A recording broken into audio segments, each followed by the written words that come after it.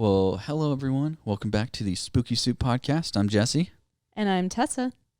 Okay, so I'm still processing, even though I wrote the story and I shared the story from last week, it's just nuts.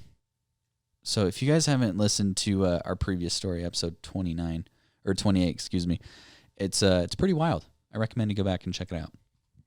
Yeah, if you want to hear me die inside multiple times, go back to it. It's pretty rough, for sure. It's quite possibly one of the worst stories I've ever heard. But, in a good way for the podcast. But, it's still a bad story. Yeah. I mean, Jesse told it beautifully. Thank you. Really framed that narrative really well. But, holy crap. Awesome. That's the reaction I want. Perfect. Just a quick note. Yeah. You know how you were talking about there's a song about that? Yeah. It reminded me of the Typo Negative Christmas song called Red Water. Mm-hmm. I highly suggest you guys go listen to it. If you like a good gothic Christmas song that really hits you deep in the soul and makes you question everything. That's the one. That's the one. For me, it's Jingle Bells. Yeah, fair enough. Yeah. Fair enough. Why do the bells need to be jingled? I don't know. Great question. Because that means Santa's coming down with his sleigh. You hear the jingle bells, right? And who is he slaying? Krampus. Krampus could take him. Yeah. Fun side note. This is a little Christmas side note. In the DC comic universe, all the other mythical creatures get so mad and jealous about Santa getting all the glory that they hire this hitman named Lobo to go kill him. So Lobo and Santa have this showdown. Okay, that's awesome. I'm pretty sure I'm right, but I think, spoiler, Lobo cuts off Santa's head. And No that's how way. this story ends. So He John Wicked him up. yeah. So fun stuff. Okay, well, I have I have two stories I'm going to read that were sent in from a listener.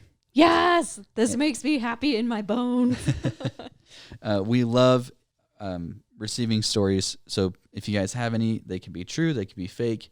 Please send them in to us. You can email them to us, spookysouppodcast801@gmail.com, or you can DM those to us on our Instagram. When I'm done with those, I have one more story that I found on Reddit that was pretty good that I wanted to share as well. Awesome. Okay, you ready? Yeah, I'm ready. Let's do it. Okay. So these two stories were sent in from a friend of mine from school, long time ago. I haven't seen her in a long time. So Sarah Rettenberger, thank you so much for sending these in. So this is story number 1. I don't think any of the people that were there that night told this story to anybody else. So as far as I know, only 4 of us know about it, but yes, it is a true story. Years ago, when I was in high school, there was a house just off of Gentile Street in Layton, Utah, called the Gentile House. And I see you cringing right now because I know that you know what it is. I know that you know that I know about this house. It's not there anymore. It's gone. I've gone looking. I can only find photos of it online, but it's like it never existed. Oh, it definitely existed. They tore it down for new developments. Well, screw that. So the story behind it is that a farmer and his family lived there. One night, he went crazy and murdered his wife and tortured his children. Soon afterwards, he hung himself, or that's what I've heard. He kept his daughter locked in a room and his son in a small sort of chicken coop that was padded. One night, as dumb teenagers do, we decided to go visit the Gentile house. My friends and I, we called it the slaughterhouse. I was going to say, wasn't it called the Slaughterhouse? Yeah, pretty much. And didn't it have a wagon or something out front? I swear I heard that from someone.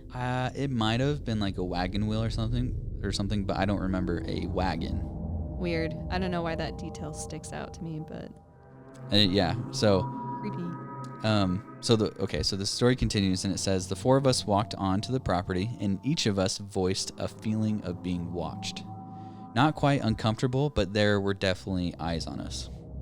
The house itself felt eerie, but it was just your typical rundown house with lots of holes in the floor, broken boards, smashed out windows, graffiti, etc.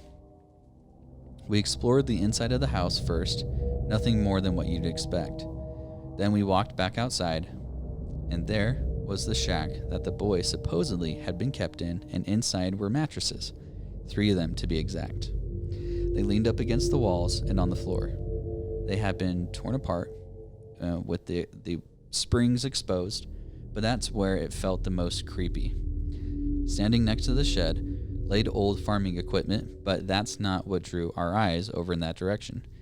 Next to the shed, plain as day, we all saw the same thing, a man, and he was holding a pitchfork. He had on dark blue jeans that were torn and a plaid yellow shirt. He just stood there, watching us, and we all froze. We slowly started to back away to head back to the car, and he started walking towards us. When I tell you I had never run faster in my life, I mean it. Running to the car, we got probably the distance of a block from the house and heard the most blood-curdling scream of a woman that I had ever heard in my life. I have never heard that scream in a horror film or in a haunted house. Nowhere, and nothing compares to it. As we were running away, one of my friends started to have a hard time breathing. He said that it felt like something was grabbing him, but we wouldn't let him stop. We got to the car, we all piled in. It was a 2-door car with the pull-forward seats, so getting in was kind of a pain, but we did it and we were desperate to get away. We drove. I don't remember the drive, but we ended up at a gas station with a McDonald's inside. We went in, and my friend, who had a hard time breathing, still felt like he couldn't catch his breath. It took a while to calm things down, and we just sat in a booth. No one was talking or saying anything, but my friend said it felt like his chest was on fire, like something had grabbed him or was holding on to him still. When we went back to the car, we were standing outside and noticed on the trunk that there were scratch marks like something had clawed at the trunk as we were driving away. They were enough to actually scrape some of the paint off of the trunk, but there were only 4 marks. I don't know if it was a hand or maybe a farmer's pitchfork, but later that night, my friend sent me a picture of his chest, and he had 4 marks on his chest that were similar to the ones on the trunk. We never talked about this again. That's terrifying.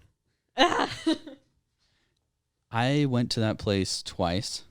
Once I was forced to go. I remember we were hanging out with friends. It was my birthday, and I didn't want to go, but this kid, Tyler, that was with us, was trying to impress the girls that we were with. So he was like, we're going to the slaughterhouse, going to the slaughterhouse. And I was like, dude, it's my birthday. I don't want to go. Like, I'm freaked out. I don't want to go. I was a wimp back then, but I wouldn't want to go either. So fair enough. Not a wimp. I'm still mad at him about that. He never apologized. And Tyler would be like that. And let's just say that. He's kind of dumb like that. No, I'm just kidding. Sorry, Tyler, if you hear this. He's not sorry. And then the second time was much later. It was in high school, so probably much later. It's probably like a year later. My old friend Chris and I went there to film a music video for our media class. So that was wild. No way. Yeah. All right. Do you guys still have that? No. Oh. No. That was lost a long time ago. Dang. I'd love to see it. No, it's okay. No one needs to see that. Wasn't that the same house you went to scare our sister? No, that was our other sister. Oh, okay. Okay. Ready for story number 2? Sure am. Okay, so once again, this is also from Sarah. Sarah, you're awesome. Thank Heck you yeah. so much. Heck yeah. Okay, so this one is true as well. When I was 21, I bought my first place, a small little condo in South Ogden, Utah. After I purchased the condo, I found out that the community it was in used to be an army base and a POW camp back in World War II.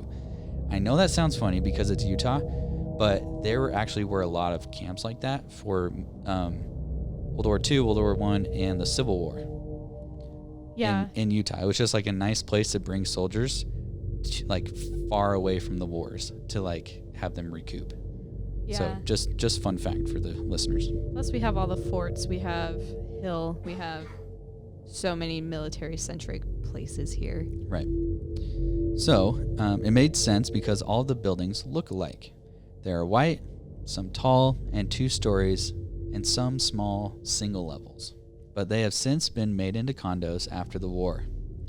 I used to work graveyards, and oftentimes when I would come home in the morning, my front porch light would be on or my living room light. I specifically remember checking and making sure I turned off all the lights before leaving.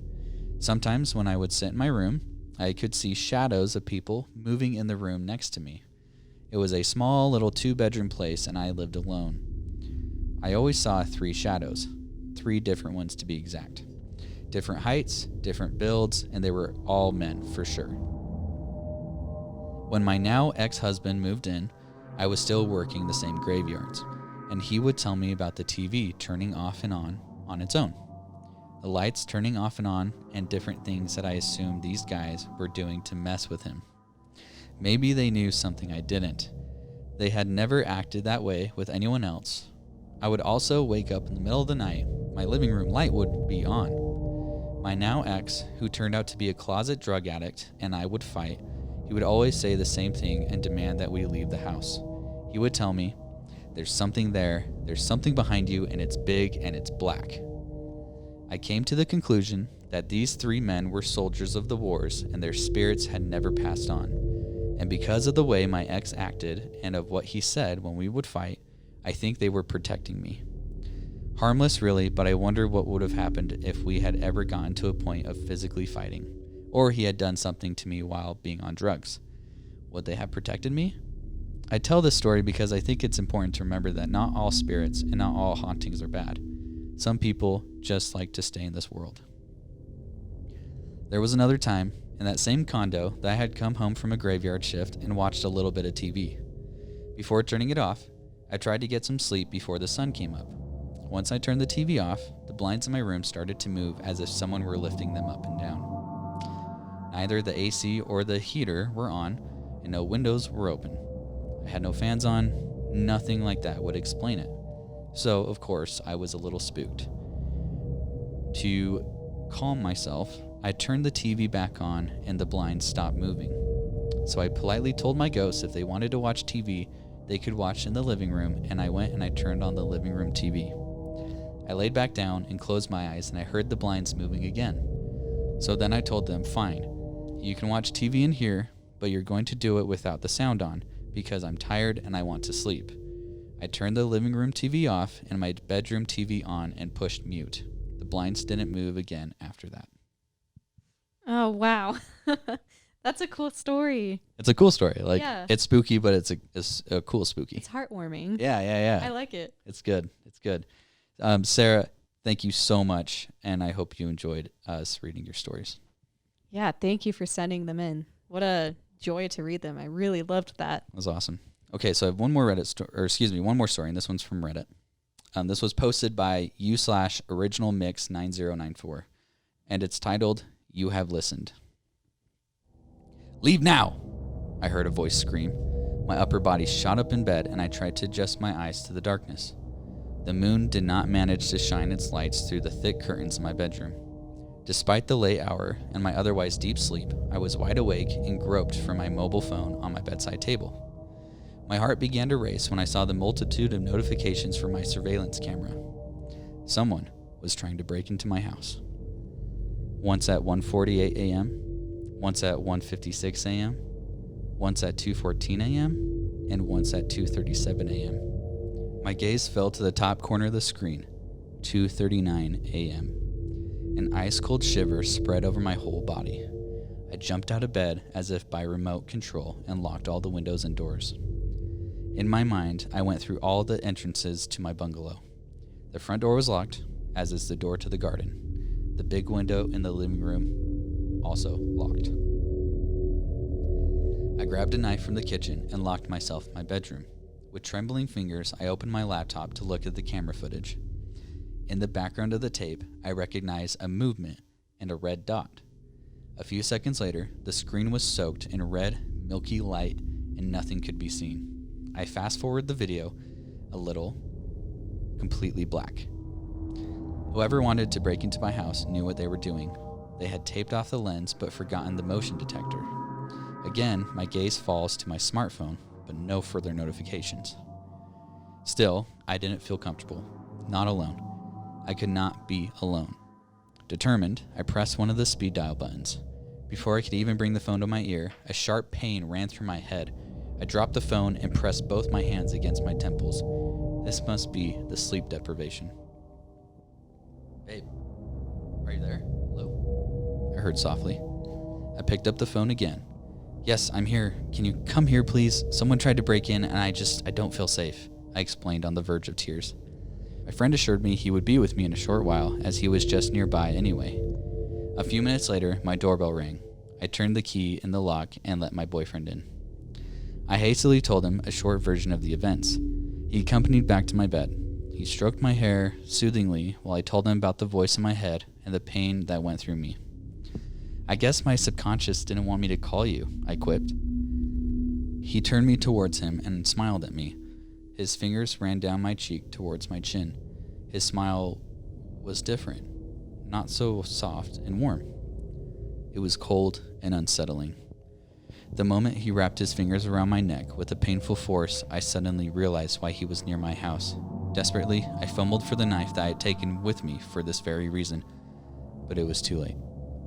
Just before I lost consciousness forever, his words echoed in my head. You should have listened to your subconscious. Oh, that's creepy. Creepy. Creepy. Ugh, yeah. When you said, when you said that the friend was in the area, I was like, who's in the area at 2:30 something in the middle of the night? They're involved. Mm-hmm. Nailed it. Oh, good stories. Those were so great. Okay, what do you have for us today? Ooh, I have a fun story. Good. To preface it, I'm just going to tell you how I came about this story. It's one I forgot about for a while, but then I was watching Unsolved Mysteries on Netflix. Mm-hmm. And there's an episode about a haunted apartment where a mom kept on having these wild dreams with these repeating numbers, and then kept on seeing this girl who looked like she needed help. And she reported it to the police, and it turned out to be a murder victim. And the numbers that she saw in the dreams were the coordinates of where they believed the body to be buried. However, they never found the body. So that's why it's still an unsolved mystery. Okay, gotcha. So I was like, oh, this story's insane. Started looking it up. And I came across someone's personal blog where they were talking about this apartment in the Unsolved Mysteries episode. And they briefly mentioned how they went ghost hunting at the Shiloh Inn in Salt Lake City. Okay. And I was like, oh my gosh, I forgot about that. So here we are. My story today is called The Leaping Longos. And on today's episode of What Cult Did It This Time, we have the story of the infamous familicide at the Shiloh Inn of Salt Lake City, Utah. The David family was like any other American family. At least, by all appearances, they seemed that way. But behind the scenes, something much sadder, much more sinister was brewing in the minds of the parents, Charles and Rachel.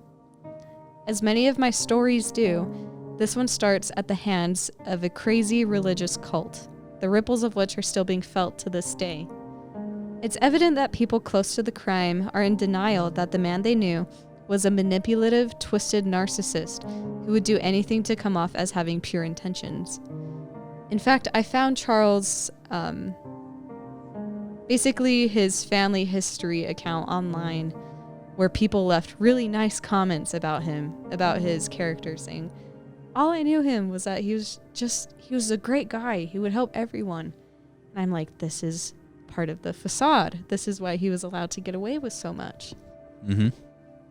So Charles... Sorry, side note. Do you remember the Beast of Jersey episode? Yes. Same thing. Whole town loved the guy. That's why he was never suspected. That's right. He was a handyman. He played Santa Claus for the kids, if you remember. So that's how they get you. Every time. It's the ones you don't suspect. Yep. Ted Bundy, womanizer. Exactly. Boom. Sorry, keep going. No, that's all right. Go listen to that episode if you haven't, by the way. It's Yes. really good. It's messed up. I love it. So Charles Bruce Longo was born on November 9th, 1938 in New York.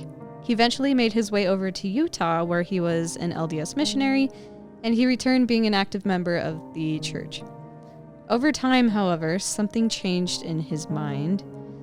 People who knew him noticed a shift in his behavior, and especially how he viewed himself and the people around him.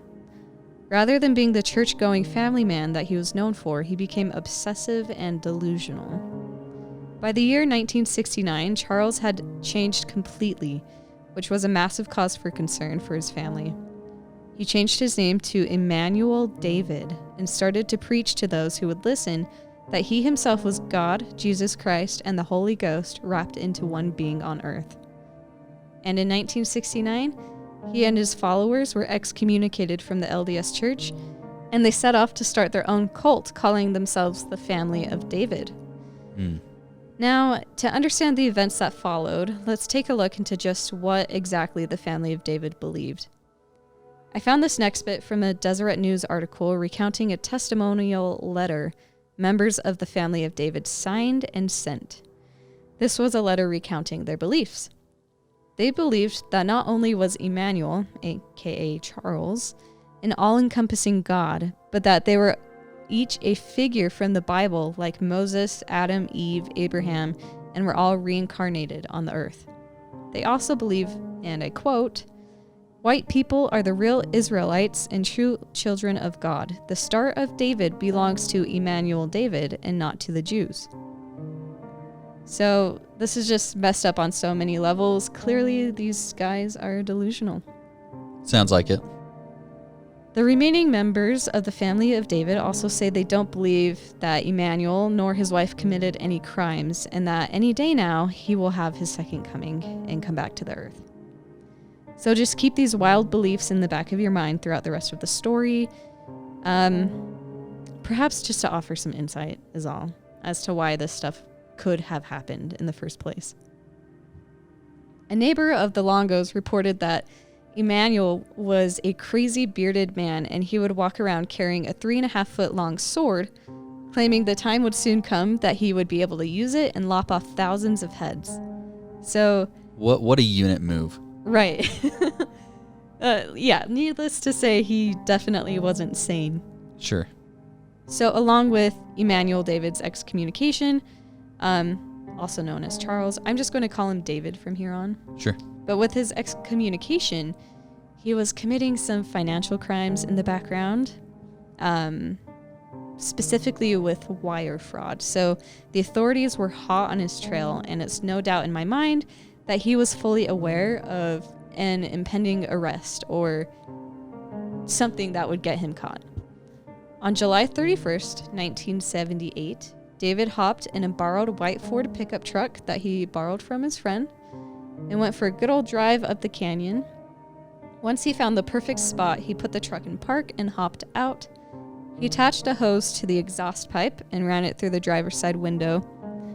He then hopped in the truck and stuffed the cracked window with rags so he could seal himself inside with the hose feeding him toxic fumes. He died from carbon monoxide poisoning.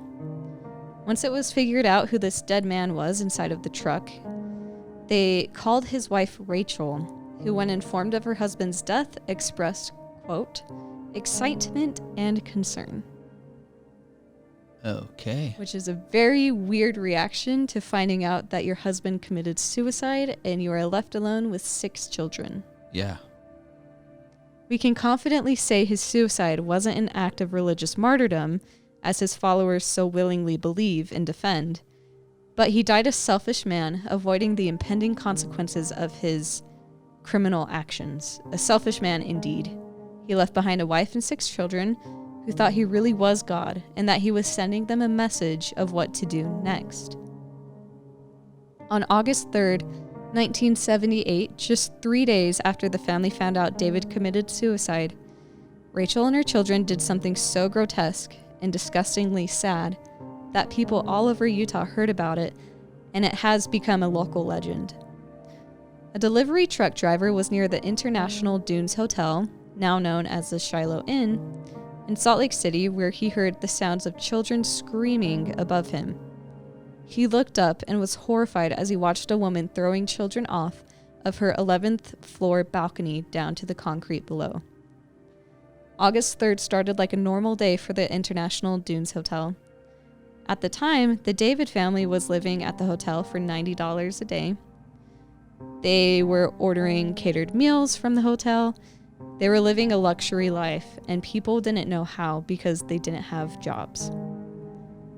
So they'd been paying in cash daily, and since no one knew where they were getting the funds, it can be assumed that David was doing this through fraud. Well, with the news of David's passing, Rachel felt the only way to be reconnected with her husband was to join him in death.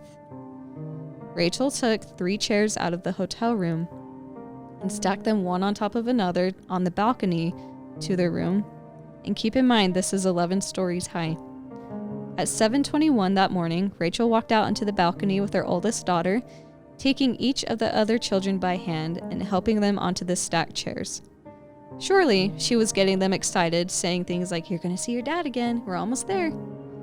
The oldest children went first. One by one, they climbed the stack of chairs, stood on the railing, and leapt to their deaths, meeting the ground some 200 feet below. According to witnesses, the last 3 children to jump were kicking, screaming, bawling, and doing anything they could to fight their mom, an older sister who had just murdered their other siblings. It's reported that onlookers watched Rachel and her daughter forcibly grab each of the last 3 children and toss them over the edge. They were clinging to the railing, and they had to pry each of their fingers off so that they could get a better grasp on them. These little kids clearly didn't want to die, and I can't even begin to fathom the utter terror they felt knowing their turn was next. What those last moments must have been like, I hope I never know, and I hope no one else has to know. The oldest daughter then went willingly. She leapt to her death, and then mother followed soon after. Some of the bodies hit the roof of the hotel coffee shop below, bouncing off and splattering on the ground below. Some children initially survived the impact and were rushed to the hospital. 7 bodies hit the ground that day, and all but 1 survived. Luckily, the police had their heads screwed on straight and classified this as a homicide, not suicide. And I say this specifically, keeping in mind the Jonestown Massacre, because that's a case I've been studying for quite a while, and it's insane to me that people call the Jonestown Massacre suicide and not a murder. Even though some of the children and Rachel willingly leaped off the balcony, they were murdered. David had them so brainwashed, and they became so devoted to him that they would do anything for him, even if that meant taking their own lives. And why did David die? Because he knew about his impending charges, and I'm sure of it. Not for some religious cause that he had his family believe. The daughter who survived was brought to the hospital with both of her legs broken and had multiple injuries to her pelvis, arms, jaw, teeth, tongue, shoulders, and spleen. She also suffered a traumatic brain injury and would have to use a wheelchair for the rest of her life. About a dozen members of the Family of David cult, including the one surviving daughter, live in Washington and Colorado. In an article written in the year 2000, and I'm saying the year because I'm not sure how many members are still alive, if any at all, the article states that the cult still believes David is God and that they're actively preparing for his second coming. And every year, they meet together in northern Idaho at a place called, I think it was called Priest Lake, to have a camp out. So maybe don't go there when they're there. Wow, gross. Soon after the familicide, guests at the hotel started experiencing unusual things. They claimed to hear the sounds of children screaming on the 11th floor, a woman weeping, and even claiming to see the apparitions of the children running around and going into the elevators. The pinball machines go off on their own. Echoing laughter is often heard in the empty pool area, and even the maintenance man says his tools are moved around when no one else is there, and he has seen light bulbs become unscrewed. The hotel has since undergone new construction. It's passed through the hands of various owners, but the lore remains the same.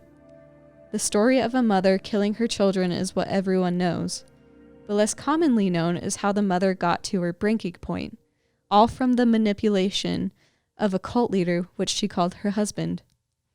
So, dear listeners, cults are everywhere. They're no thing of the past. This only happened in the 70s, and active members of this cult are still alive today, hoping for the return of their savior, David, aka normal guy Charles Bruce Longo from New York. Oh, that was okay. So I learned about this. I think you heard it as well from that ghost tour, Grim Ghost Tours. Have you been on that one? I did at Fear Factory, but I didn't do the Salt Lake one. Okay, so they cover this. They do a really good job. So they take you to the place, and they're giving you the whole story and everything, and you're standing there listening to the guide, and then they drop this bombshell on you, and they say, and exactly where you're standing is where the bodies landed. And so now that my wife and I, whenever we're downtown and we drive past it, we go, oh, dead bodies. We're right there. Yep. They went splat right there. Ugh. But that's such a sad, like so sad. Yeah, and like you said, that daughter that did survive, she, as far as I know, she's still alive. Yeah. I think when I read the article that came out in 2000, it mentioned she was 38 at that time. So she's easily still alive. Okay. If her injuries aren't, I mean, it's not clear how severe they were, but I imagine she's still alive because she was living with her uncle who joined the cult. So she had a chance to escape. I forgot to mention this. After the hospital and after she was recovering, she went to a foster home and then was moved in with her uncle, who was a cult member. So she had a chance to escape, and it was ripped from her. Well, I heard she still believes. Yeah. That her dad is still this divine being, and so she's all about it still. Yeah. Even though she tried to off herself. So, wait, so is she like mentally with it then? Because I thought she was completely brain dead for the rest of her life. I'm not entirely sure. Okay. I did find something that said she had a brain injury. Right. But I'm not sure how severe it was. Okay. But considering the state of her body, I wouldn't be surprised if her brain is not as it once was. Fair enough. Fair enough. Yeah, very sad story. I just can't believe like what those kids had to go through in their last moments, just clinging on for dear life and having the one person left in their life that should be protecting them is the one that's actually going to end them. Yeah. Yeah, exactly. Wow, rough. And the reason I compare it to Jonestown is, and Jonestown isn't a Utah story, but it's just one I've become like really like involved in. I just mean like I've watched so much about it because I think it's so interesting. But the reason I compare it is because people say Jonestown was a mass suicide. In my opinion, it was a mass murder.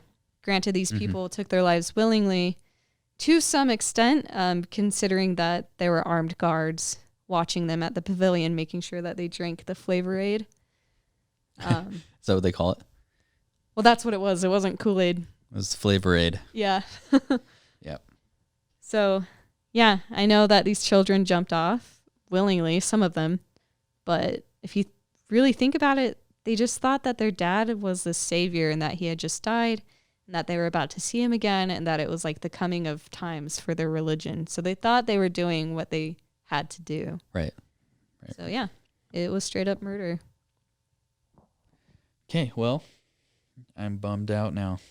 That's such a sad story. Sorry, guys. Don't be sorry. It's not like that it's a good thing to know, but it's a good thing that we don't forget that these kids' lives. Yeah, Right. exactly. Well, thank you for that story. That was a good one. And guys, check out our Instagram because not only did I find pictures of David and his children and his tombstone, I also found a crime scene sketch of where each of the bodies landed. Ooh, okay. I'm excited to see those. All right. Well, do you have anything else for us? That's it. I hope everyone's staying jolly and spooky right now. Awesome. Okay, guys, we will scare you in the next one. Stay spooky. Bye.